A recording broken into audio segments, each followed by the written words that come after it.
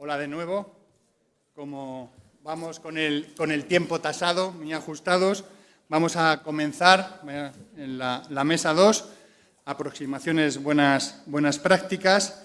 Tenemos cuatro intervenciones y, bueno, en primer lugar va a intervenir doña Rosa Bustamante con el título de su ponencia es Accesibilidad visual en las catedrales, ¿no? Rosa Bustamante es doctor arquitecto y máster en restauración arquitectónica por la Universidad Politécnica de Madrid. Es profesora del Departamento de Construcción de la Escuela Técnica Superior de Arquitectura, también de Madrid.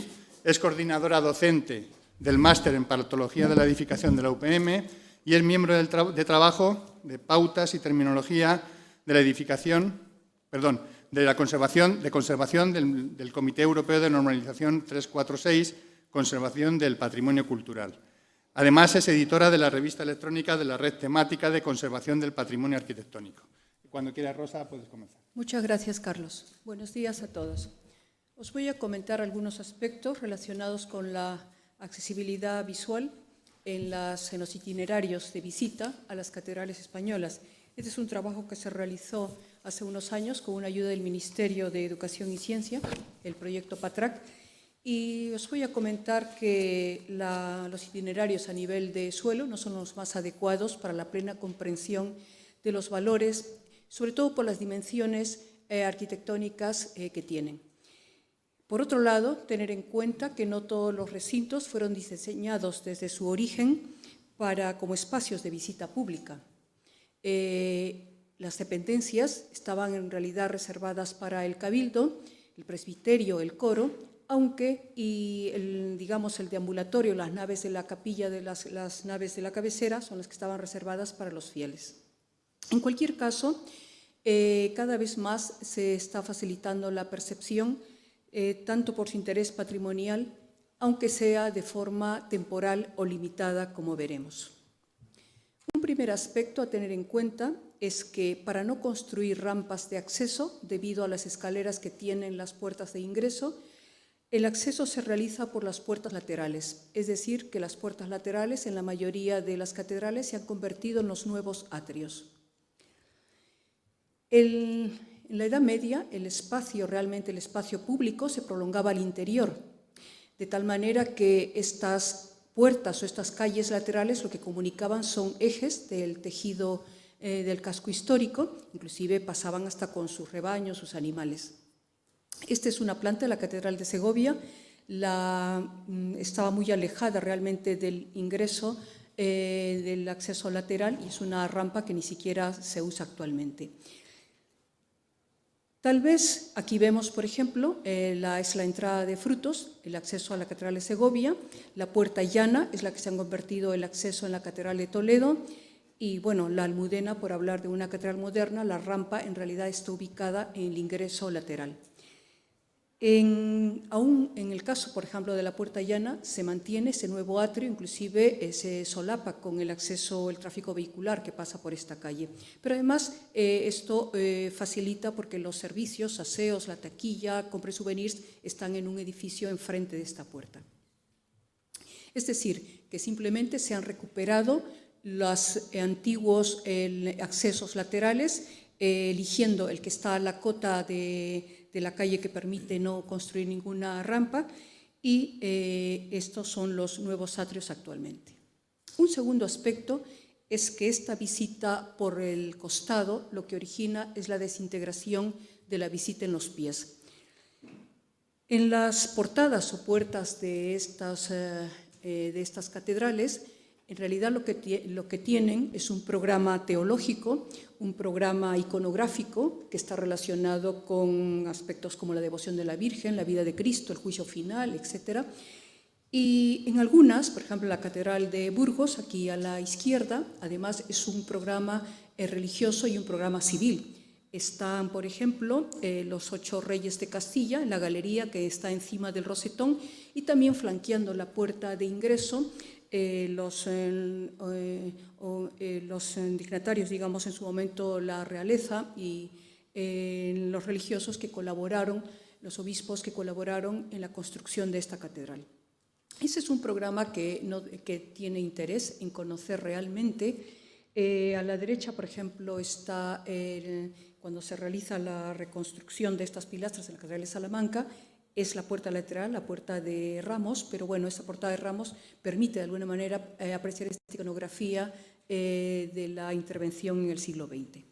Si nosotros visitáramos la Catedral de Ávila, entonces tenemos que alejarnos, porque para apreciar en toda su dimensión, y podríamos encima de la puerta, la Galería de Santos, y se podría apreciar hasta con detalle la vivienda del campanero, que aprovechando las almenas, pues son las ventanas, digamos, eran las ventanas de su vivienda. Esta es una iglesia que forma parte de la muralla medieval. O la falta de espacios de observación, porque hay que tener en cuenta que no solamente se necesitan áreas para el conocimiento, para el disfrute, para la observación. No se puede reducir, en el caso de los exteriores, a la simple calle. Como ya dije, no todos los espacios fueron diseñados para la visita pública. Entonces, estas criptas, por ejemplo, se convierten en ámbitos inaccesibles, como el caso de la cripta de San Antolín, que está en el acceso se realiza por el trascoro, en la Catedral de Palencia. Pero existieron tribunas en su momento. La Catedral de Barcelona es un ejemplo de ello, un ejemplo.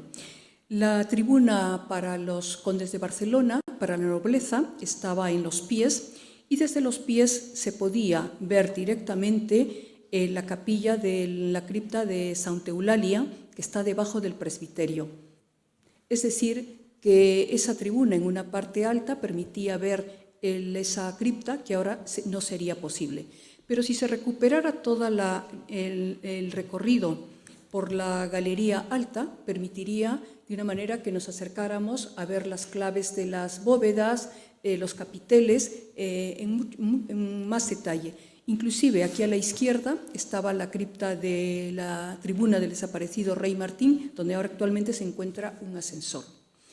Y otro ejemplo también son dos tribunas que existían en la Catedral de Ávila, la que estaba en los pies y esta otra que estaba al costado, desaparecidas también. Es decir, que existieron tribunas para acortar, para facilitar la proximidad, digamos, tanto para el culto, en este caso, pero por cuestión de accesibilidad visual, es uno de los aspectos a tener en cuenta. Un cuarto aspecto es que los visitantes tienen interés por algunos recintos. El crucero es el espacio donde más se concentra la gente. Por un lado, porque para apreciar el coro, y por otro lado, el retablo, el altar mayor, donde más está la cátedra del obispo. Estas pocas catedrales, por ejemplo, en el caso de la Catedral de Toledo, el transparente es uno de los recintos de interés. Si no solamente se apreciara como ahora a nivel de suelo, sino a la vez de la galería alta, realmente este sería un mirador magnífico a recuperar. La Catedral de Salamanca sí integra en la visita, por ejemplo, por el balcón perimetral, de tal manera que se permite ver mucho mejor muchos detalles, inclusive la planta misma, porque en el ingreso el trascoro ya permite de entrada la visibilidad, digamos, del coro mismo y además del presbiterio. Las torres no fueron diseñadas para que sean accesibles, con alguna excepción, la de la Catedral de Sevilla de la Giralda, que además tiene 35 rampas. La gente puede subir y bajar en la silla de ruedas, pero permite además, todas las torres son muy apreciadas porque permite ver no solamente las bóvedas, los tejados de las catedrales, sino además la ciudad misma. O, en este caso, el patio de la antigua mezquita en la Catedral de Sevilla. Los claustros son los otros elementos de interés. Están, digamos, a la misma cota de la planta de ingreso y permiten, además, activar, digamos, todos los sentidos en esa visita. Por lo tanto, la percepción es escasa o limitada por las notables dimensiones que tenemos, tanto horizontales como verticales. Además, hay una necesidad de ampliar los ángulos visuales. En este esquema se ve muy mal, pero es una persona y otra en silla de ruedas, por lo tanto, los niveles, digamos, de horizonte están a diferentes alturas. Esto obliga a tener que rotar el cuello, la cabeza, mirar a derecha, izquierda, delante y atrás. Estas son algunas dimensiones revisables, las dimensiones que tenemos, tanto en longitudes, estamos de 80 a más de 100 metros, o en alturas en la nave central, alrededor de 30 metros, y en el cimborrio se pueden llegar hasta 80 metros. Por lo tanto, son necesarias las aproximaciones visuales. Hay pocas ayudas, por ejemplo, este es un espejo inclinado 30 grados en la Catedral de Sevilla que permite ver directamente la decoración de las bóvedas, además que hay una iluminación indirecta que ayuda a verlas. Esto afecta sobre todo a las vidrieras. Este es en la Catedral de León, durante las obras que se realizaron, me parece que en 2007, el andamio sirvió de alguna manera para verlas más de cerca. Esta es una de las medidas, digamos, temporales que se aprovechan para esas aproximaciones. Por lo tanto, tenemos una lectura dinámica. Por ejemplo, esta es la bóveda calada de la Capilla de los Condestables en la Catedral de Burgos, o también que puede ser inclinada, como en la puerta del Sarmental, en los detalles escultóricos de esta puerta. Las condiciones de las superficies también tienen que ver. Hay una menor reflexión luminosa si son oscuras. Esta es una fotografía del estado anterior a la limpieza que se realizó en la Catedral de Burgos, ese ennegrecimiento por la calefacción, por la arenización de los materiales. Pero también hay que tener en cuenta que hay muchos mármoles negros, muy oscuros, verdes, que nos impiden percibir mejor los detalles. La información ineficaz a través de esos paneles cuando se concentran grupos de gente o en horas de gran concurrencia es una de las dificultades. Por lo tanto, se necesitan soluciones de accesibilidad visual y estas son diferentes y varían según los casos. Gracias a las restauraciones que se realizan, por ejemplo en la Catedral de Salamanca, la restauración de la torre de la Catedral Vieja permite acceder a la torre, pero además permite que desde ella se pueda apreciar en toda su magnitud la planta de la Catedral Vieja. Este es uno de los recintos de interés, el paso entre se entra por la nueva y se pasa a la antigua, pero bueno, esto ha permitido que se pueda apreciar desde un nivel mucho más alto. Lo mismo en la restauración realizada en la Catedral de Burgos. Se realiza actualmente el ingreso por el demolido palacio, digamos, arzobispal, pero bueno, se pasa por debajo de la entrada de la Puerta del Sarmental y se puede llegar al claustro bajo. Es una de las catedrales que tiene doble claustro, es decir, siempre se visitaba el claustro alto y esto ha permitido de alguna manera incorporar la visita al claustro bajo. Y vienen a ser las plataformas durante los estudios que se realizan, los que se aprovechan para estas proximidades visuales. Por ejemplo, la Catedral de Vitoria fue pionera en este campo ya en el año 2000, aprovechando esta pasarela que estaba elevada a unos 4 metros de altura, se podían apreciar las excavaciones arqueológicas que se realizaban y inclusive esto mereció un premio a este programa de visitas. A la derecha se pueden ver las capillas laterales de la Catedral de León, también aprovechando los andamios, una de las vistas bastante difíciles, digamos, de ver, digamos, un poco más de cerca en estos edificios. Las cubiertas nunca fueron hechas para ser visitables, pero las pasarelas de mantenimiento de alguna forma facilitan el que también se puedan integrar en las visitas. Pongamos en la Catedral de Palencia, inclusive en la terraza que está encima de la girola también. Ya para terminar, las réplicas, digamos, tanto para apreciar los espacios como apreciar las iconografías talladas, pues son los elementos, digamos, que ayudan a esta percepción.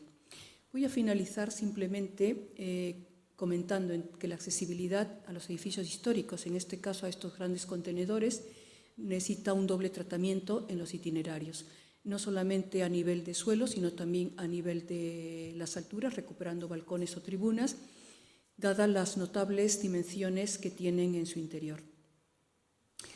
Además, a esto hay que agregar, configurar espacios de observación y todas las soluciones serán bienvenidas para acortar las distancias de esta percepción, siempre que sean compatibles con las condiciones de conservación del patrimonio y también con las necesidades del visitante, por su movilidad reducida, por sus deficiencias visuales y también auditivas. Finalmente, habría que reflexionar sobre la valoración excesiva que damos de los bienes basada simplemente en la percepción visual. Eso es todo. Muchas gracias.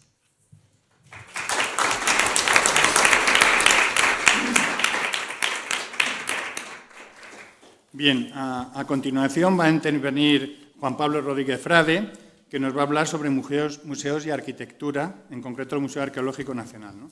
Juan Pablo Rodríguez Frade, pues tiene un currículum muy extenso que voy a intentar resumir rápidamente.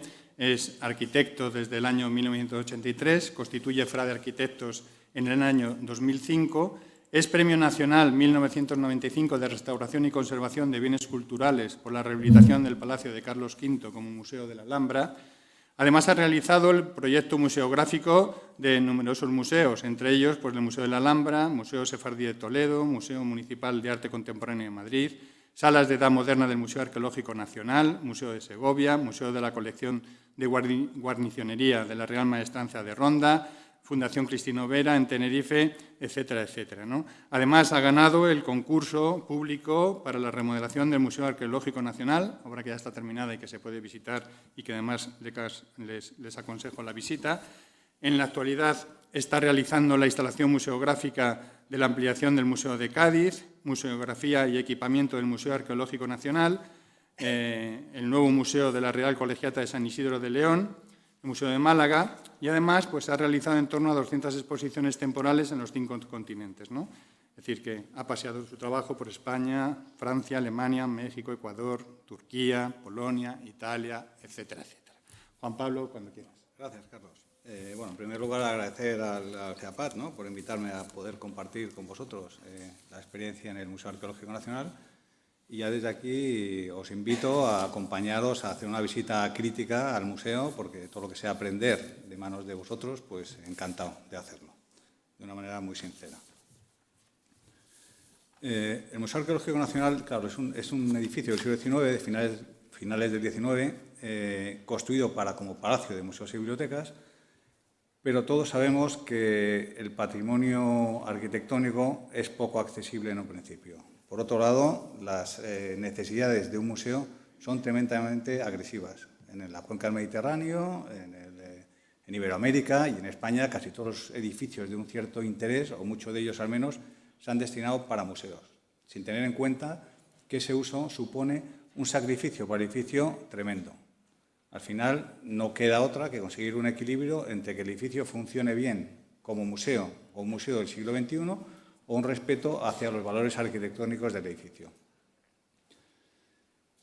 Cuando uno piensa en un museo hay que tener en cuenta que alberga colecciones por más valor que cualquier sucursal bancaria, tiene que tener unas medidas de seguridad impresionantes, tiene que cuidar las colecciones como si fuera un hospital, 20 grados centígrados, 50% de humedad relativa, controlar la iluminación solar, que no haya irradiación ultravioleta, etcétera.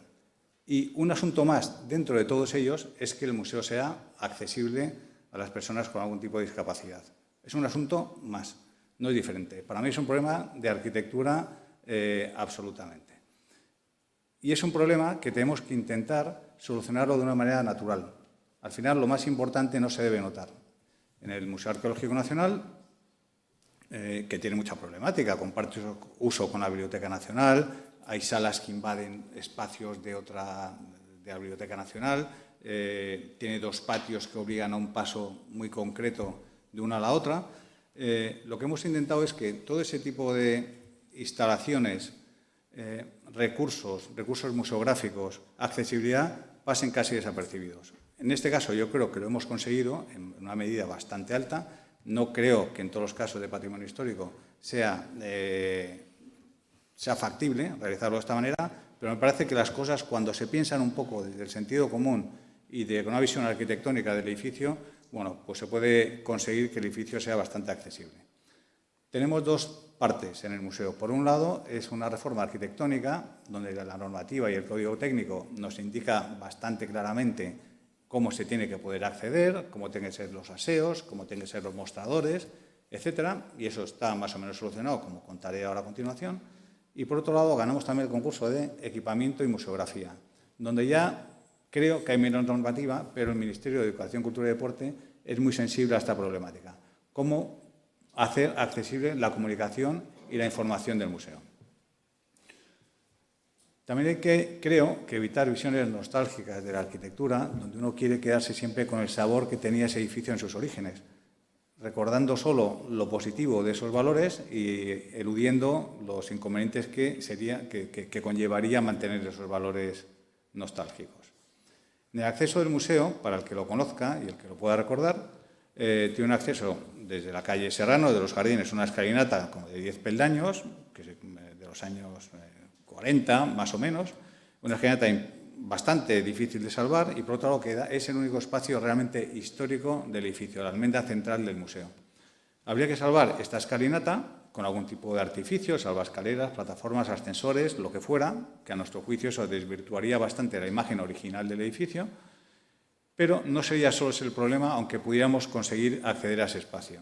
Una vez que se accede, se llega a un vestíbulo pequeño, en uso, que a su vez tiene muchas escaleras a la izquierda, de frente y a la derecha. Aunque hubiéramos salvado las primeras, nos encontraríamos otro problema similar en ese espacio. Y no solo eso, no solo es un problema de accesibilidad, sino que además desde ese espacio no hay ningún ámbito grande para utilizarlo a museo cerrado. Sala de exposiciones temporales, espacio de salón de actos, auditorio, tienda, cafetería, etc. Al ver esto, optamos por cambiar de acceso. Tener un acceso alternativo para grupos, para cualquier tipo de persona que pueda acceder por ahí, manteniendo esta escalera. De hecho, en la visita que se hace ahora al museo no se pasa por la escalera histórica, pero es por un problema de gestión exclusivamente, de seguridad, por número de vigilantes, por personal, etc.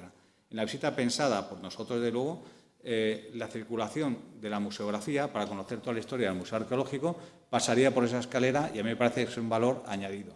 Poder contemplar no solo las colecciones, sino la historia del edificio. Ahora mismo no se ve. Una persona con una discapacidad en movilidad no podría subir por esa escalera y nosotros hemos hecho un acceso alternativo. La puede contemplar, pero no podría subir por ella. El acceso antiguo se ve en esta fotografía más o menos, ¿no? El acceso principal. Aquí hay un jardín protegido, histórico, es un monumento BIC desde el año 83, me parece, con un ligero talud. Y lo que hicimos es, aunque esto es un render, la realidad ha quedado realmente igual, ¿no? Estas ventanas que se adivinan en esta zona, arrancamos las rejas y lo convertimos en un nuevo acceso. De tal manera que al entrar por ese espacio, llegamos a un espacio muy amplio que nos sirve como escaparate a la ciudad y el museo sale a la ciudad. Tanto la ciudad entra en el museo como el museo sale a la ciudad. Este es el nuevo acceso. Ya no hay barreras en este nuevo acceso para personas con discapacidad motora.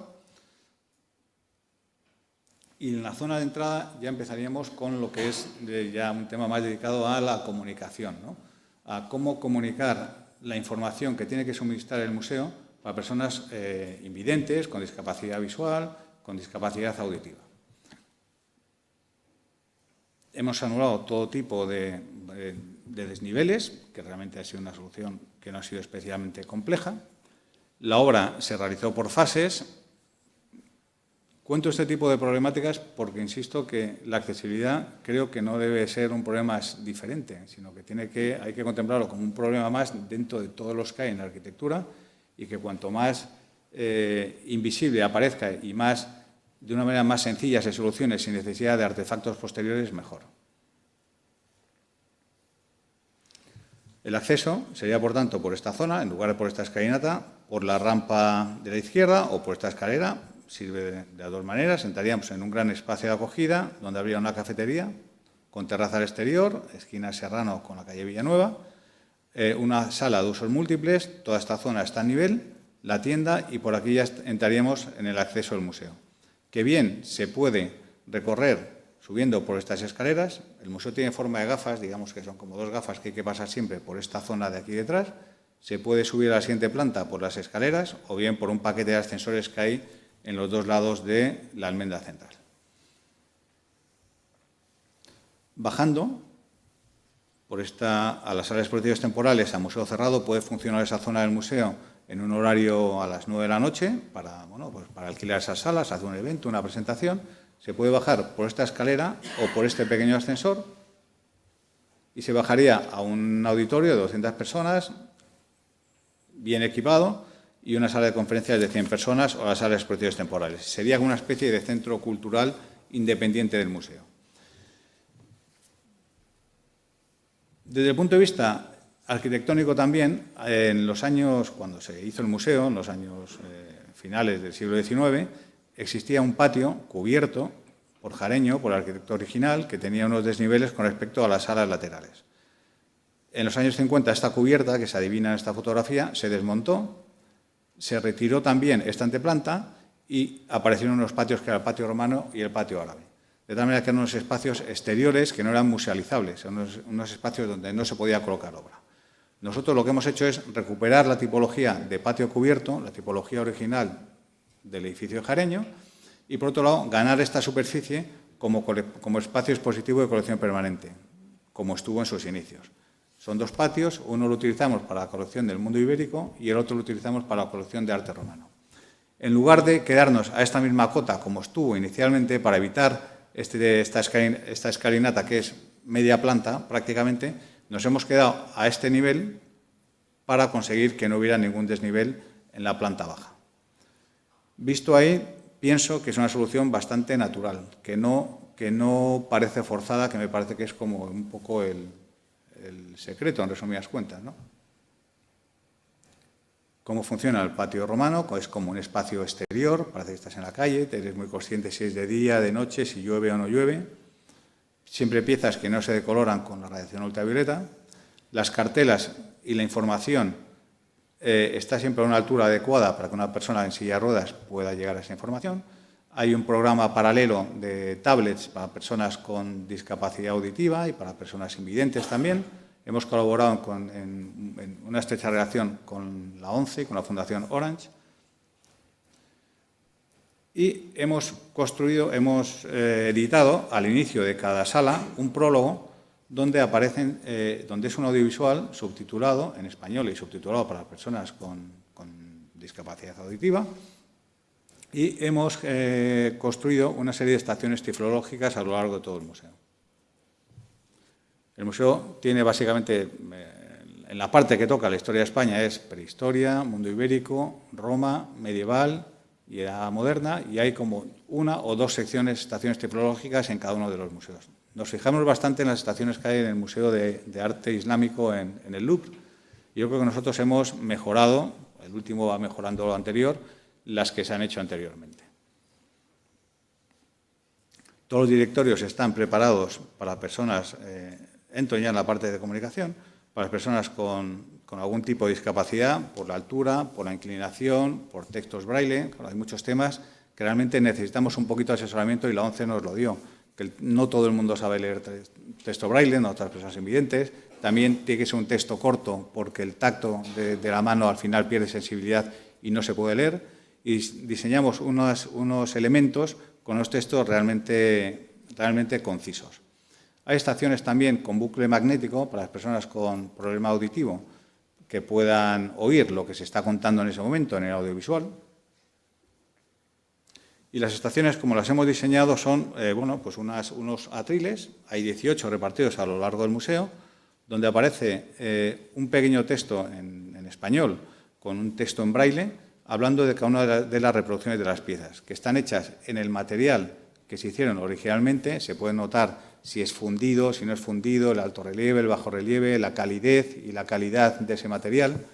Se han realizado una serie de reproducciones que, por supuesto, están para que la gente las toque, y no solo las personas invidentes o con algún tipo de problema de capacidad visual, sino también para que todo el mundo las pueda tocar y pueda darse cuenta de la textura que tienen esos objetos.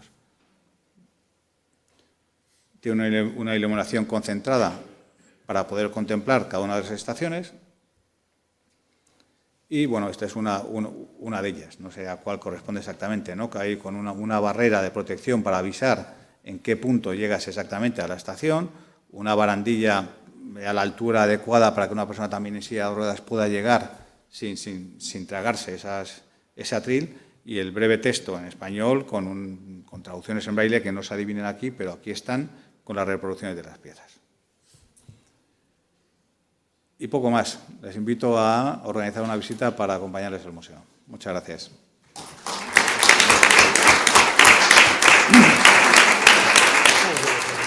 Gracias, Juan Pablo. A continuación, Elena Frías, Juan Queipo de Llano y yo mismo vamos a hablar sobre accesibilidad en el patrimonio del siglo XX, en concreto del estudio que hemos realizado para mejorar las condiciones de accesibilidad al Instituto Eduardo Torroja, ¿no? Bueno, tanto Juan Queipo como Elena Frías son miembros del equipo de redacción del documento básico SUA sobre seguridad de utilización y accesibilidad del Código Técnico. Son miembros de la Comisión Técnica del Requisito de Seguridad de Utilización y Accesibilidad creada por el Ministerio de Fomento. Son representantes del Instituto Torroja en el Grupo de Normalización de AENOR, Accesibilidad al Entorno Construido, Deslizamiento y Pararrayos, y forman parte también del equipo técnico, son el equipo técnico de apoyo al Ministerio en relación con la respuesta a las consultas, a la elaboración permanente de comentarios y documentos de apoyo al documento básico SUA, ¿no? Existen y aquí los tenemos. Podéis comenzar cuando queráis. Gracias, Carlos. Bueno, vamos a contar, no relacionado tanto con lo que ha dicho, con nuestra colaboración en la reglamentación normativa, etcétera, sino una cuestión concreta. Como Elena y yo nos dedicamos desde hace ya algunos años a esto de la accesibilidad en el Instituto, pues este año, que coincide con la conmemoración del 80 aniversario del Instituto, entre las muchísimas actividades que se han previsto, una de ellas y uno de los objetivos que teníamos era conseguir que se hiciesen las obras para hacerlo accesible el edificio.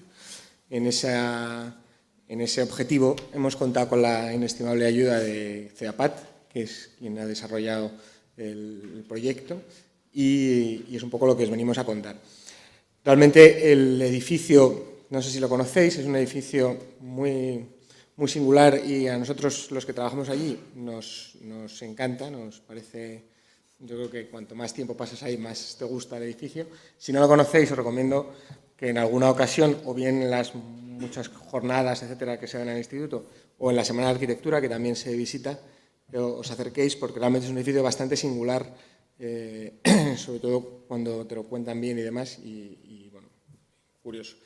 También al hilo de esto, y además hablando nosotros precisamente, trabajando en el área de la accesibilidad, os comento también otra anécdota reciente que deja más patente todavía la necesidad de llevar a cabo estas obras.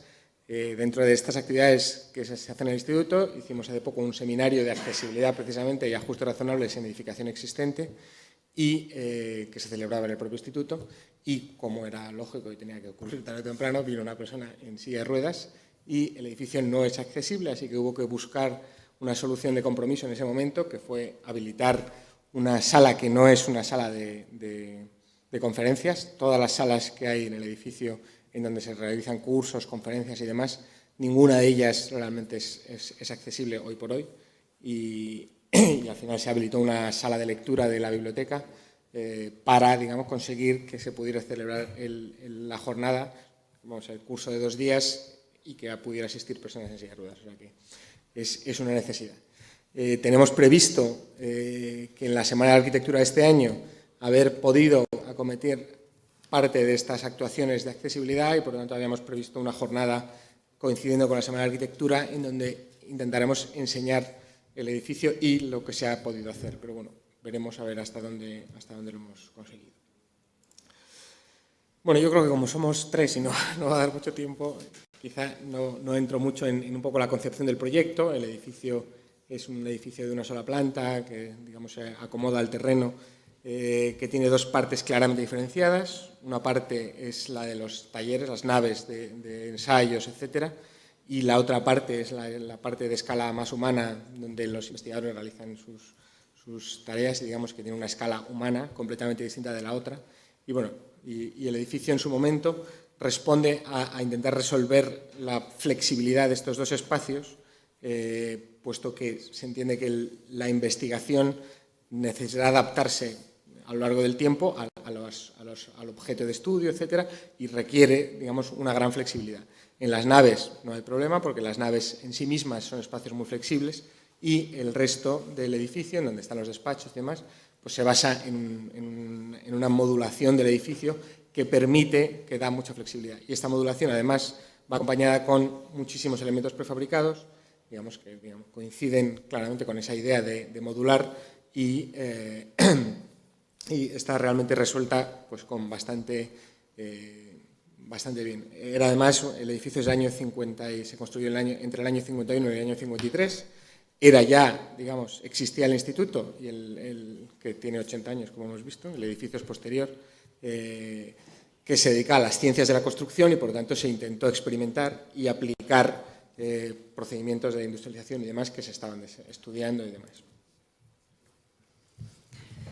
Bueno, sí que nos gustaría decir también que el edificio, tiene como unos 60 años o algo así construido y prácticamente está en su estado original. Se ha modificado muy poco, solamente para adaptar las zonas de trabajo a la persona, al trabajador que está ahí, pero no ha sufrido grandes modificaciones en cuanto a lo que es constructivamente su carácter físico, ¿no? Bueno, aquí os hemos traído un análisis, sobre todo de la parte principal del edificio, donde están relacionadas pues eso, las distintas zonas de actividad del Torroja y las comunicaciones entre estos elementos. Este esquema lo traemos aquí porque es el análisis que nosotros hicimos para ver qué eran los elementos que teníamos en el edificio y de cómo de alguna manera podíamos empezar a mejorarlo o a buscar esas prioridades o esas mejoras progresivas del edificio para que empezara a funcionar un poco mejor y sobre todo, de hecho, como ha comentado antes Juan, en cuanto a las personas que no, o sea, lo que es la visualización o la accesibilidad a todas esas personas que pueden venir del exterior y que no están trabajando allí, ¿no?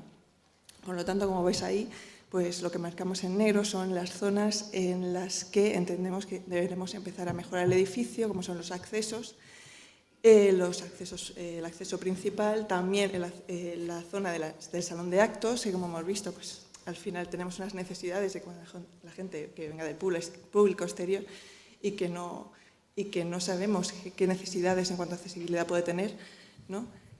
No tengamos estos problemas. Y después otras zonas de apoyo, como son los comedores o los aseos, e incluso también las salas de reunión, ¿no? Que tampoco tenemos en el instituto ninguna sala de reunión que sea accesible, ¿no? Y al final hay que intentar buscarse un espacio alternativo si viene una persona, sobre todo usuaria en silla de ruedas, ¿no? Como hemos visto aquí, al instituto hay principalmente dos accesos. Un acceso por la parte de delante, que quedaría, bueno, el acceso al edificio principalmente es en vehículo, puesto que la comunicación a través del transporte público es bastante difícil. Y en esta tiene dos accesos principales. Uno es el del acceso a la zona de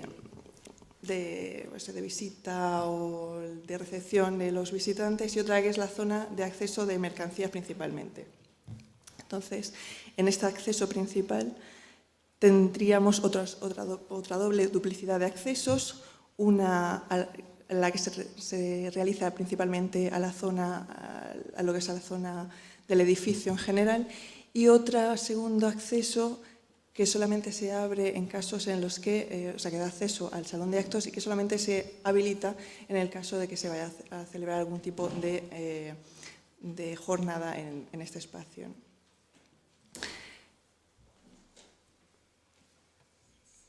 Ahora vamos a hablar un poco de lo que sería esa priorización de mejoras que nosotros hemos entendido que debería ser primero, puesto que es de cara a la mayor difusión y relación con las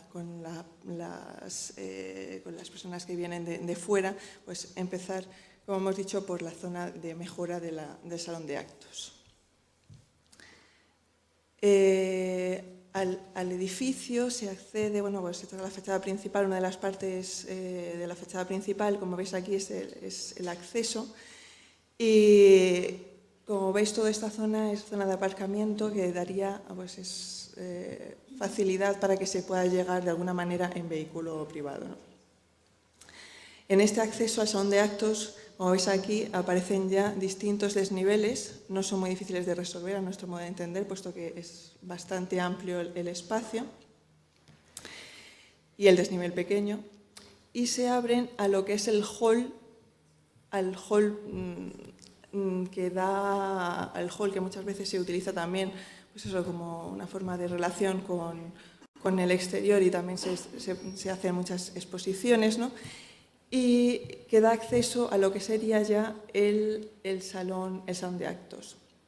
Como vemos aquí, este acceso al salón de actos también, y a este gran hall, también se podía producir a través del acceso principal, que después ya os explicará Juan, pero como veis también tiene un desnivel que no facilita que por ese acceso principal se pueda llegar a este salón de actos. Para acceder a este espacio, pues nos encontramos también con un desnivel mucho mayor. Son dos puertas y cada una de ellas tiene unos 7 escalones hasta que llegamos a un salón de actos de unas 200 personas. Otra de las zonas que se ha decidido modificar es la de dirección,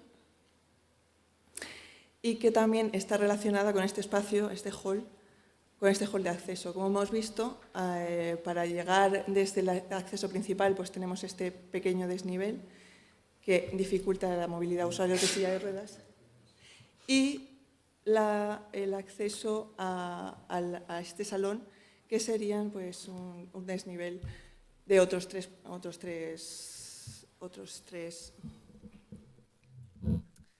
peldaños. Bueno, ya por último, digamos, en cuanto al diagnóstico de la accesibilidad, este es el otro acceso, es un acceso gemelo al primero, pero que es la entrada principal. Esta es la que se utiliza todos los días, la otra solo se abre cuando hay actos. Tiene a su vez, como veis aquí, un grupo de peldaños importante, y luego estos otros dos para el acceso. Las puertas también requerirían ser modificadas, pero bueno, eso digamos que es una obra bastante más sencilla que digamos, el salvar a esta altura, ese desnivel. Y también este sería el acceso, digamos, de mercancías del que hablaba antes Elena, que este no tiene peldaños. Pero bueno, se trata de un acceso, cuando ha venido alguien, ha tenido que entrar por aquí, que, digamos, tiene el inconveniente de que es un acceso trasero, un acceso de mercancías y un acceso, digamos, no con las mismas condiciones que el acceso principal. Y ya por último, el comedor, que es una parte también, el resto del edificio es bastante horizontal, excepto estos puntos que os hemos comentado. Entonces, al final de este brazo de aquí se sitúa el comedor, que es un comedor, como veis, muy, muy bello, que está a un nivel inferior que el resto del edificio y, por lo tanto, en este caso sí que tiene una rampa. Esta rampa es algo más inclinada de lo que debería ser, digamos, accesible. Aquí la tenéis desde el otro aspecto y ese sería, digamos, el otro punto que habría que resolver también para permitir que alguien pudiese usar el edificio. Y yo creo que, bueno, y ya la salida a las zonas exteriores del edificio, pues también, digamos, tiene otros escalones que habría que resolver. Bueno, yo os voy a contar la parte que hemos hecho desde el CEAPAT. La ventaja que tiene mejorar las condiciones de accesibilidad es que vamos a poder recorrer el edificio un poco más deprisa, ¿no? Como criterio, siempre que podemos, intentamos los cambios de nivel, sobre todo cuando son de pocos peldaños, pues es resolverlo mediante rampas, ¿no? Porque la experiencia nos dice que las rampas las van a poder utilizar absolutamente todos los usuarios, ¿no? Si colocamos un elemento mecánico, como puede ser un elevador, una plataforma elevadora, salvaescaleras, pues bueno, pues va a haber usuarios que no van a utilizarlas, ¿no? Bien, como Juan ya os ha hablado, vamos a empezar con el acceso al edificio. Os pongo esta diapositiva que tiene una intención, es aparte de recordaros la diferencia de cota existente que se salva con ese primer tramo de escalera de 5 peldaños y los 2 que existen a continuación al girar. Sí que os quiero comentar, bueno, la existencia de estos 2 pinos de gran porte, lo cual hace que, bueno, que el espacio de intervención, el espacio disponible para ejecutar o para pensar las soluciones, pues sea el que es, ¿no? Bien, hemos utilizado también la posibilidad de trabajar en este lugar, pues dibujando absolutamente todas las soluciones que se nos iba ocurriendo, ¿no? Este es el estado actual, esta es la zona de aparcamiento que veíais, esta es la zona destinada al tránsito rodado, no está muy bien definido el espacio destinado al tráfico rodado respecto al peatonal, y aquí tenéis el acceso, se realiza, pues una vez salvado este primer tramo, llegamos por aquí, accedemos y aquí está la conserjería, ¿no? En una primera opción, intentando buscar una solución que nos diese unas rampas con la menor pendiente posible, optamos por esta opción, ¿no?, de colocar el primer tramo de la rampa en paralelo a la zona de aparcamiento, ¿no?, además reservando 2 plazas lo más próximas posible a este acceso y a través de una rampa con 3 tramos, eliminando uno de los soportes que sujetan la marquesina de acceso, pues bueno, pues era una opción, ¿no? Esta opción, yo os digo, que nos permitía una pendiente menor a la rampa, de forma que resultase más cómoda su utilización, ¿no? Y además, los 2 peldaños existentes junto a la puerta, recrecíamos esta zona del vestíbulo del hall de acceso, vamos, del zaguán de acceso, y los uníamos a los 5 peldaños existentes, de forma que hacíamos una única escalera con 7 peldaños, ¿no? Esta opción se desestimó porque, bueno, porque se estimó como no conveniente la posibilidad de eliminar uno de los 8 soportes que sujetan o que soportan esa marquesina de hormigón, ¿no? Otra opción era colocar la rampa entre la escalera existente y los 2 pinos famosos, pero, digamos, en paralelo a la directriz exterior de la escalera, ¿no? Esto nos daba una rampa con 4 tramos, 3 con una longitud de 3 metros y con la máxima pendiente que permite el código técnico, como no podía ser por otra parte, estando donde estábamos, ¿no? Y nos separamos del edificio, ¿no? Y había una tercera opción, que al final posiblemente sea la que se lleva a cabo, que es adosar la rampa a la fachada existente. Esto, digamos, que nos abocina la escalera en cierta medida, de forma, bueno, que partimos de un punto más ancho, ya se canalizan las circulaciones, mantenemos la ubicación de las escaleras originales y, bueno, nos da igual una rampa con 4 tramos, 3 de la misma longitud, un ancho de 1,20 y descansillos intermedios, ¿no? La zona coloreada que veis se trata ya del pavimento de acanaladura, ¿no?, diferenciado en textura y color, para facilitar la localización o informar de la presencia de esa rampa a las personas con movilidad, a las personas con ciegas o con resto visual, ¿no? Y además, pues bueno, se pavimenta a la misma cota que la zona de circulación rodada, pues bueno, esta zona para enfatizar un poco cuál es la zona que pertenece al peatón, ¿no? Además, se propone la sustitución de las puertas batientes cristaleras por hojas de apertura automática, ¿no?, y la colocación de un felpudo en el acceso con los 2 metros de longitud para que en los días de lluvia pues no se moje el área de pavimento más próximo a la puerta de acceso y evitar deslizamientos incontrolados, ¿no?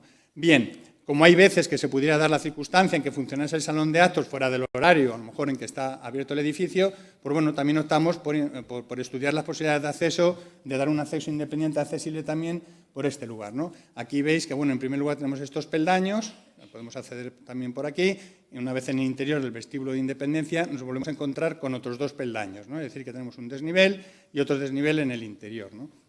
Aquí la opción, y como la altura a salvar es menor, pues igual proponemos una rampa con el 6% de pendiente, con 3 tramos iguales, con sus descansillos intermedios, y además, bueno, pues volvemos a recurrir a esa idea de recrecer el vestíbulo cortavientos y pasar los 2 peldaños que existían aquí en el interior a los 2 primeros tramos de la escalera exterior, ¿no? No continuamos porque si no aquí ya se nos estrechaba demasiado. El movimiento natural será el acceso por aquí, independientemente se puede acceder por cada uno de estos y si no utilizaríamos la rampa y llegaríamos a el espacio interior de la zona del vestíbulo del salón de actos, que es este, ¿no?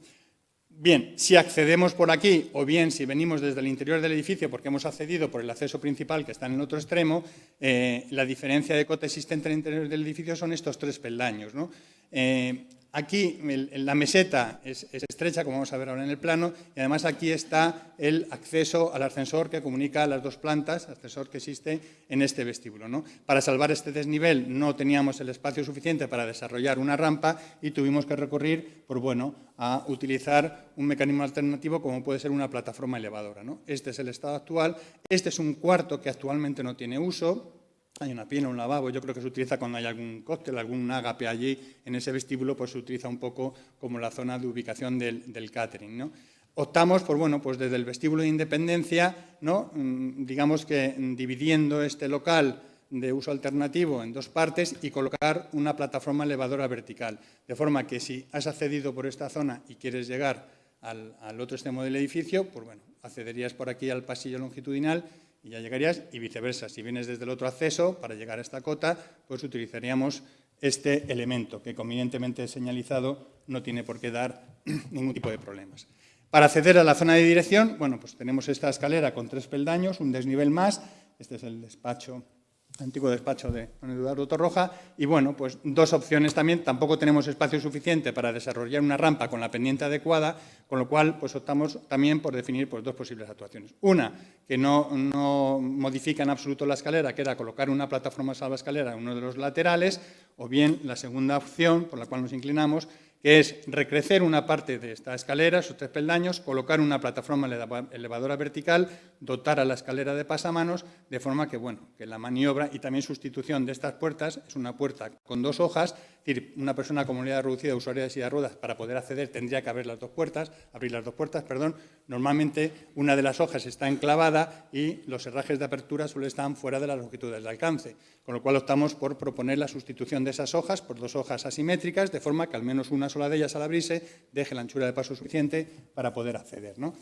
El salón de actos es lo que quizás es una de las piezas pues bueno, más difíciles, porque se entra en depresión con una escalera en sentido de bajada. Se barajaron algunas opciones como intentar un acceso alternativo por el exterior, pero bueno, vimos un poco de esta solución guardiana donde la persona con movilidad reducida, sobre todo si es usuario de silla de ruedas, desaparece por una puerta y aparece por la otra, ¿no? Intentamos aportar una solución donde todo el mundo pues accediese por la misma puerta, ¿no? Para ello, pues la única opción que tenemos de estos dos accesos iguales y simétricos pues fue en recrecer, ¿no? Trasladar estos peldaños, unirlos a este segundo tramo, de forma que consiguiésemos aquí una superficie horizontal suficiente para poder colocar unas puertas que nos definiesen un vestíbulo de Independencia, desde el cual accederíamos a un núcleo de aseos que sirven al salón de actos, que también veremos que hacemos accesible, y aquí, como no hay otra forma posible, pues colocar una plataforma salvaescaleras, ¿no? Eliminaríamos las hojas de las puertas, estudiaría la posibilidad de instalar una puerta corredera, automatizarlo, incluso una cortina de estas con aislantes al ruido, pues bueno, pues para evitar que si alguien durante, no sé, un acto pues tiene necesidad de salir, pues que el ruido de la plataforma no despiste a los asistentes al acto, ¿no? En cuanto a la dimensión, bueno, a la distribución en planta de los aseos, pues bueno, veíamos que era una distribución un tanto desordenada, ¿no? Accedes a un vestíbulo de Independencia, desde que accedes a su vez a otros vestíbulos de Independencia de cada uno de los aseos, y ya desde estos vestíbulos accedes a los aseos masculinos o femeninos, ¿no? Decidimos, bueno, pues hacemos un único acceso donde una persona con movilidad reducida, usuaria de silla de ruedas, pueda ejecutar un giro de 360 grados, y como no teníamos espacio suficiente para adaptar los dos núcleos de aseo, decidimos adaptar el aseo femenino de forma que, digamos, que sea factible de utilizar no solamente por las mujeres, sino también por las personas con movilidad reducida, usuarios de silla de ruedas, ¿no? Doble transferencia, acercamiento frontal a la silla de ruedas, etcétera, etcétera, ¿no? Y para solucionar el acceso al estrado del salón de actos, pues bueno, habría dos posibilidades. Una, o bien colocar una plataforma, perdón, una rampa, ¿no? Que reproduzca el perímetro de la sala, o bien la colocación, perdón, de una plataforma salvaescaleras, aquí la podéis ver, un salvaescaleras, pero una plataforma elevadora vertical. Se reservan una zona para las sillas de ruedas y además se dotaría al salón de actos de una instalación de bucle magnético para mejorar las condiciones de audición de las personas sordas, ¿no? que utilizan audífono.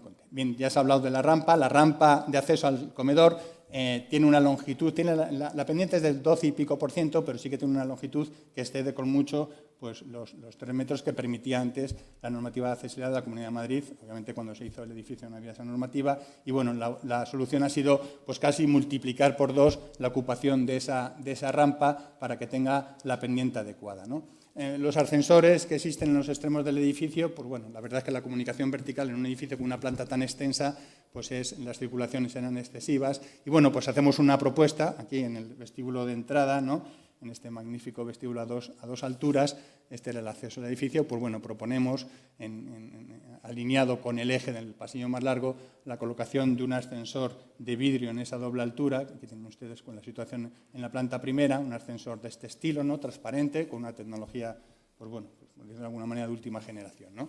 Como pueden observar ustedes, pues efectivamente nos ha tocado y los aseos son pues, del siglo pasado, con una instalación vista. Pues bueno, pues yo creo que también el aprovechar, ¿no? la modificación del edificio para mejorar las condiciones de accesibilidad, pues también va a servir para remodelarlo, ¿no? Se trabaja en 3 núcleos de aseo, en todos ellos pues intenta siempre dotar de una cabina accesible, tanto al aseo masculino como al aseo femenino, con las dimensiones suficientes para permitir la doble transferencia, el acceso frontal al lavabo, puertas correderas fáciles de manejar por las personas con movilidad reducida y luego simplemente se hicieron algunas variaciones porque también pues se detectó una escasez de cabinas en algunos casos y bueno, pues para aumentar la dotación, pues cada uno de los núcleos se hicieron distintas opciones con más o menos cabinas con inodoros, con la inclusión de un cuarto de limpieza, puesto que para ejecutar y para poder tener las dimensiones suficientes para hacer el aseo adaptado,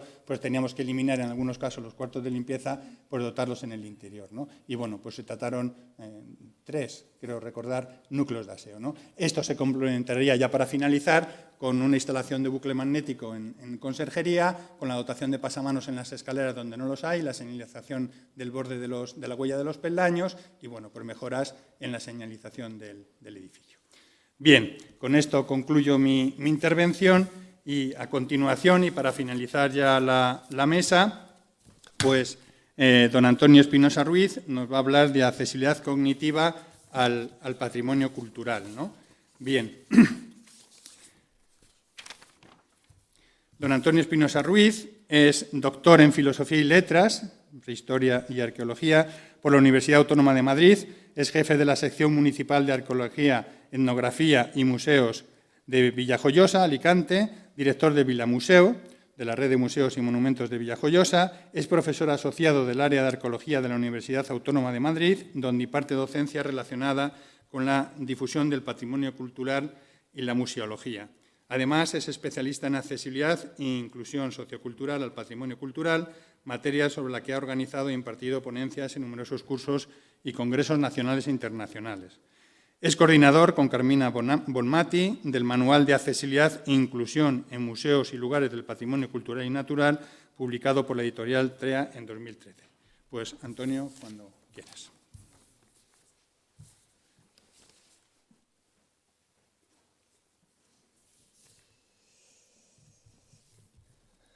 Bueno, muchas gracias, ante todo, por invitarnos. Carmina no ha podido venir porque acaba de ser mamá, pero, bueno, invitarnos a hablar de nuestra experiencia.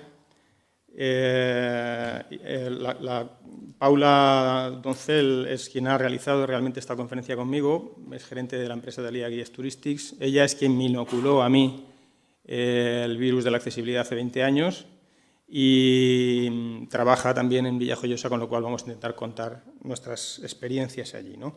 El proyecto Vilamuseu es una apuesta por accesibilidad integral, que el edificio ya está construido, pero se ha construido desde el principio, tanto el edificio como el proyecto museográfico, con parámetros de accesibilidad y de inclusión universales. Y no solamente en lo que es la museografía o en la arquitectura, sino también en la acción sociocultural, en la gestión. Incluso las zonas de trabajo están diseñadas para todas las personas también, ¿no? Porque es un eje transversal la inclusión de cualquier cosa que se hace en el museo. O sea, cualquier cosa que se hace, que se piensa, que se diseña, se piensa siempre desde el punto de vista de todas las personas, ¿no? Hasta la cosa más pequeña, ¿no?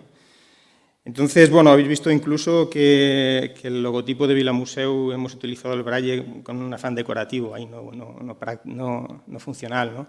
Pero es casi lanzarse a la piscina, ¿no? Es decir, bueno, tenemos que hacerlo muy bien, ¿no? Incluso tenemos un signo, que si no lo hago mal, es este, Vilamuseu. Y, bueno, creo que por esto nos han invitado a hablar aquí. La accesibilidad cognitiva, todos conocéis los distintos tipos de discapacidades que hay. Bueno, no vamos a hablar tampoco de pictogramas y estas cosas, porque lo conocéis muy bien, y de qué es la cognición, ¿no? Simplemente un poco insistir en que la inclusión cognitiva es participar, el CIF habla de participación, participar en los procesos de no solamente aprendizaje, atención, memoria, sino también toma de decisiones, procesar el lenguaje, o sea que es más de lo que solamente es entender las cosas, ¿no? También es tomar decisiones y actuar, por ejemplo. Dentro de la accesibilidad cognitiva afecta a diferentes discapacidades, la intelectual, pero también muchas veces la psíquica, Entonces, bueno, muchas de estas cosas de teoría, como bien ha comentado la persona que me ha presentado, bueno, hemos realizado, después de 20 años de trabajar con otros 17 autores, 19 autores, tanto Carmina Bonmatí como Paula son coautoras también. Carmina y yo hemos coordinado este libro, este manual, lo acabamos de publicar en Editorial Trea. Entonces aquí está mucho de lo que voy a poner en los PowerPoints, de manera que insistiré poco en la teoría, porque lo hemos reflejado aquí. Sí que voy a intentar dar algunos ejemplos, algunos casos, porque realmente hay muy poco. Cuando me pidieron que hiciera esta ponencia, esta conferencia, lo primero que hizo Paula fue rastrear Internet. Y es un páramo, O sea, o no hacemos muy poco, o casi nada, o realmente no lo comunicamos bien. Entonces, la accesibilidad cognitiva afecta también a otro tipo de discapacidades, como por ejemplo la formación de una persona. Si una persona no tiene conocimiento de una materia, tiene un problema cognitivo con el patrimonio, ¿no? O emocional, ¿no? Es decir, el turismo de experiencias, por ejemplo, va por ahí. Hace que la gente no solo contemple el patrimonio, sino que también sienta cosas cuando lo ve. Todo eso es muy importante para la accesibilidad cognitiva de las personas con discapacidad.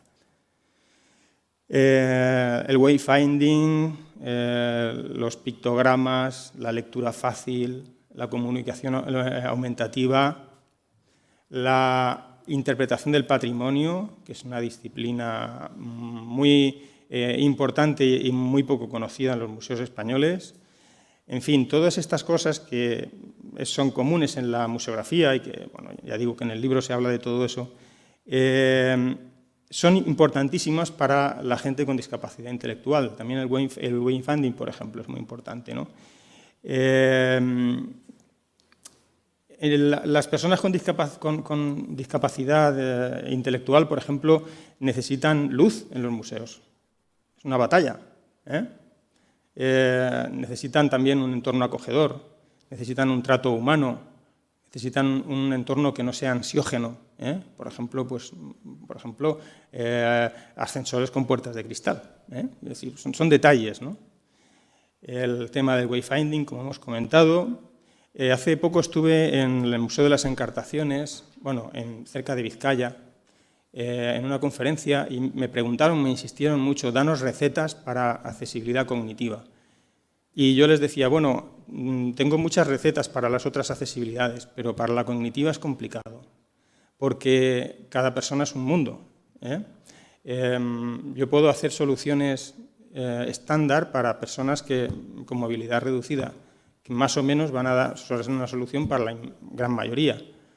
Pero las discapacidades cognitivas varían también según la persona, son variadísimas. Sí que será interesante, en cualquier caso, orientarlos bien, con pictogramas sencillos, que tengan sensación de seguridad. Supongo que conocéis los pictogramas, por ejemplo, del que han hecho en Aragón, ¿no? El Arasac, que se han hecho en Aragón para comunicar mediante dibujos ideas, ¿no? Bueno, pues están ahora poniéndose de moda en el mundo de los museos. He puesto también este libro por de Claude Godard, porque quizá es un poco el referente de los que trabajamos en esto, aunque lo hemos tomado muy en cuenta en el manual que acabamos de publicar. Hay otros libros también, de Pedro Lavado, etcétera, pero ya con varios años. Entonces, el problema es que cuando se habla de accesibilidad, se suele entender física. Cuando estamos hablando de patrimonio monumental, yacimientos arqueológicos, museos, como mucho visual. Cuando ya encima tenemos en cuenta la auditiva, parece que es el no va más, ¿no? Me he acordado de... Pero la cognitiva normalmente ni se plantea. Curiosamente es algo que está en alza en museos de arte, en museos de pintura, escultura, porque la creatividad, el arte, es algo muy arraigado en la gente con discapacidades cognitivas, con discapacidades intelectuales, por ejemplo, incluso psíquicas. Es algo muy importante para ellos, el crear, el expresarse de alguna forma. Entonces, esto en museos de arte es muy fácil trabajarlo y bueno, es una arteterapia, está muy conocida. Así que hemos hecho una búsqueda en monumentos y, bueno, una de dos, o no se está haciendo casi nada o no se está comunicando bien, porque igual hay ejemplos interesantísimos y algunos de vosotros los conocéis, me encantaría que me los contarais para poder contarlos en otras ocasiones, pero ¿por qué no? Si no se hace, si el problema es que no se hace, ¿por qué no se hace? Hay una gran diversidad, el espectro es variadísimo, suelen ser dependientes, frecuentemente tienen una multidiscapacidad, por ejemplo, la gente con parálisis cerebral, lo cual les da limitaciones en comunicación, motricidad, sensoriales. Quiere decir que para accesibilidad cognitiva necesitamos también todas las demás accesibilidades. Primero, necesitamos rampas, necesitamos todas esas cosas. Bueno, me salto cosas que... Bueno, es muy importante la figura del acompañante. Si vienen en grupo de una institución o vienen en grupo un colegio, serán sus monitores. Si vienen, bueno, a lo mejor son sus familiares, pero ellos harán de mediadores, de adaptadores, ayudarán a adaptar lo que vamos a ofrecer a cada persona. Cada persona es diferente con las discapacidades cognitivas. Por ejemplo, en casos de ansiedad o crisis, con un comportamiento perturbador o peligroso para la propia persona o para los demás, hay que dejar que gestionen eso los acompañantes. O sea, es muy importante la relación con las personas que acompañan a estas personas. También, por nuestra parte, muy importante, la comunicación no verbal, la expresividad. Les encantan a muchas de estas personas, por ejemplo, las personas con síndrome de Down, cantar, bailar, porque les permiten también desinhibirse. Suelen ser, la experiencia nuestra es que Paula me contaba el otro día todas sus experiencias en esto, que suelen ser muy participativos. La teatralización es muy importante en su rutina educativa. He puesto aquí una imagen de una visita teatralizada a la Torre Romana de Sant Josep. Villajoyosa es una de las 9 ciudades, de las grandes ciudades monumentales históricas valencianas. Tenemos monumentos para aburrir. Entonces tenemos la torre funeraria romana de mayor tamaño de Hispania, la Torre de Sant Josep. Bueno, y se hace una visita teatralizada. Aquí hay una persona que hace de muerto. Entonces es curioso porque la gracia está en que Paula, la romana, sin que el muerto lo sepa, como hay que recoger su último suspiro en un beso, elige siempre a un hombre. Y el hombre dice, no, no quiero, qué asco, ¿no? Bueno, estas 3 chicas con síndrome de Down todas querían besar al muerto. Es decir, que bueno, son muy participativos, ¿no? Son cosas que a lo mejor otras personas no harían, ellos están desinhibidos y les encanta, ¿no? Con lo cual suelen ser muy participativas. Sirve para potenciar todo esto. Por ejemplo, personas con Alzheimer, bueno, mi suegro, por ejemplo, tiene Alzheimer, ha venido a varias visitas y como nunca se acuerda, pues, bueno, participa muchísimo, ¿no? Aquí está diciéndole al muerto, no te preocupes, ¿no? No pasa nada. Pero, bueno, aquí lo tenéis en otra visita haciendo otra cosa. Bueno, En cambio, hay otras personas, por ejemplo, esta mujer, que empezó participando, pero se cansó física y mentalmente, se sentó y dejó de participar. O sea, que puede pasar que durante una visita cambie su actitud. O sea, que el guía tiene que estar muy preparado para muchas cosas. Tiene que tener una preparación para saber que pueden pasar estas cosas. Esta señora y mi suegro son de la misma residencia, se conocían y no se acordaban, no se conocieron allí el uno del otro, ¿no? Pero bueno, pueden variar las cosas a lo largo de una visita. Además, se pueden cansar. La fatiga museística, que suele ser importante a partir de los 40 minutos, es una fatiga combinada física y mental. En ellos se multiplica. Luego, por ejemplo, las personas con trastornos del espectro autista, no sé cómo voy. Bueno, voy mal. Necesitan familiaridad, necesitan conocer al personal del museo antes. Si van con un grupo, el grupo seguramente le ayudará. A nosotros en una visita nos dijeron, ¿le gustan las matemáticas?, ¿no? Entonces el guía procuró llevar las cosas a las matemáticas. Pero cuidado, a lo mejor las personas con Asperger, que no entienden los dobles sentidos o las metáforas. O sea, que todo eso el guía, o la oscuridad en los museos oscuros son un problema para las personas con discapacidad cognitiva, o con luces muy fuertes, o con cambios rutilantes de iluminación. Suele funcionar bien los roles, las visitas teatralizadas, porque se implican. Incluso nosotros en la Casa Museo de la Barbera, al final, después de todo un proceso de aprendizaje, de trabajar con ellos, primero fuimos allí, luego ellos vinieron al museo. Las casas museos son ambientes fantásticos para la gente con discapacidad cognitiva, porque es un ambiente familiar, es un ambiente de casa, funcionan muy bien.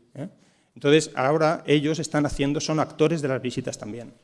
Y vienen grupos de fuera con gente con discapacidad, por un lado psíquica y por otro lado intelectual, no los mezclamos, que atienden a personas que están en sus mismas características. Y ellos hacen de actores. O sea, que hemos llegado a ese punto. Pero es importante que todo el equipo sepa atender al público y se implique. Todo el equipo del museo, hasta el personal de limpieza. El componente lúdico, pasárselo bien, las risas, la risoterapia. Para ellos es fabuloso. El adquirir destrezas visuales, destrezas de todo tipo, porque suelen carecer de destrezas. Bueno, aquí, por ejemplo, os pongo un ejemplo de esta chica, que, bueno, solemos recibir visitas de COCENFE y de otras asociaciones, muchas de ellas a través del Inserso, y en este caso venían por el Inserso. Esta chica al principio no quería participar, porque claro, se hablaba de muertos, su hermano acababa de fallecer hacía poco. Entonces al principio estaba retraída, no quería participar, y entonces el guía tiene que saber darle la vuelta a la tortilla y se le transmitió el mensaje de esto es para pasárselo bien, es un ensayo, no es verdad. Y esta chica que está partiéndose de risa aquí es ella, al final de la visita, bueno, a media visita. O sea que también se puede conseguir que un poco también cambien de actitud, pero hay que respetar su estado de ánimo. No todos quieren participar, no todos en ese momento. Cuidado también con la brecha digital, las tecnologías de la información y la comunicación para muchos públicos no son la panacea. Pueden ser muy interesantes, bien manejadas también incluso para estas personas, pero hay que usarlas inteligentemente. Intentemos potenciar la autonomía, tratarlas de acuerdo con su edad, no de forma infantilista. Y eso es lo importante, que el público, o sea, los guías, la gente del museo sepa tratarlos de esta forma. Utilizar técnicas de lectura fácil, de audiodescripción al hablar. Quiero pasar rápidamente porque hay que estar preparados para todo. Puede pasar cualquier cosa en una visita con personas con discapacidad cognitiva. Este caso era una visita con multidiscapacidad. Así que quiero pasar rápido porque bueno, la caracterización es importante porque nadie es el mismo, todo el mundo. Pero quiero poner visitas que no sean nuestras. 2 minutos, muy bien, sí.